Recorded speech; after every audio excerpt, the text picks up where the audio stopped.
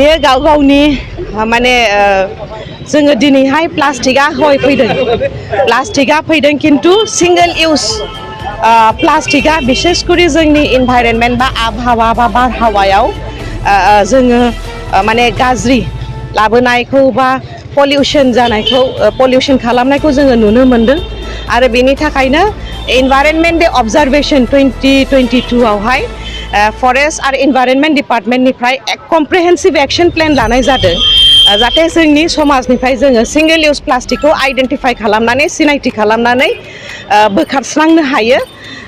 बिनि थाखाय कमप्रिहेन्सिभ action plan लानाय जादों आरो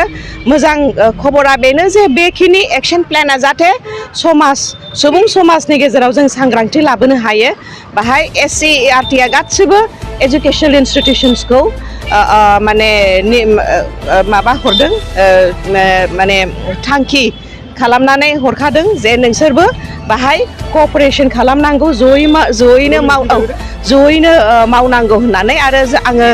माने क'क्राझार मिउनिसिपाल बर्डनि चेयारपारसन जानानै क'क्राझार सहरावबो जाहाथे जों सिंगल इउज प्लास्टिकखौ सिनायथि खालामनानै बोस्रांनो हायो बिनि थाखाय जों खामानिखौ मैयानि माने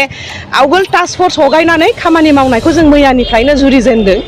आरो बाहाय जों माखासे स्ट्रिट प्ले लाबोगोन सुबुं सांग्रांथिनि खामानिखौ जोङो मावगोन आरो स्ट्रिक्टलि जोङो अर्डार खालामगोन जे जाय सिंगल इउज प्लास्टिकखौ बाहायनाय जायो बेखौ एक्शन लानाय जागोन पेनालाइज खालामनाय जागोन होननानै आरो जोङो नुनो मोनदों जे नालाफ्रावबो प्लास्टिकफोरखौ साफा खालामखांबाबो गारनानै ब्लक जानानै दैबाना जानायखौथ' जोङो बयबो खस्थ' मोनखाबाय भुगिखाबाय आरो नैबे फैगौ समावहाय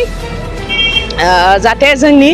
सुबुंफ्राबो सांग्रां जायो मना लानानै फैयो जों शिलंफ्राव मा नुनो मोनदों जे ना बाजारफ्राव गावबागाव मना लानानै अर्गेनिक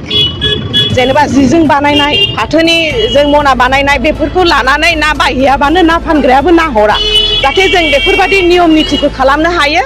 बाहायबो जोङो जुजिगोन चेलेन्ज खालामगोन आरो गासिबो सुबुंनिफ्राय क'क्राझार नोगोरनि बेखौनो खावलायदों गुरैयै जाहाथे सिंगल इउज प्लास्टिकखौ बाहाया आरो जे रिइउज जायो बेखौ जोङो मोजाङै सांग्रांथि हो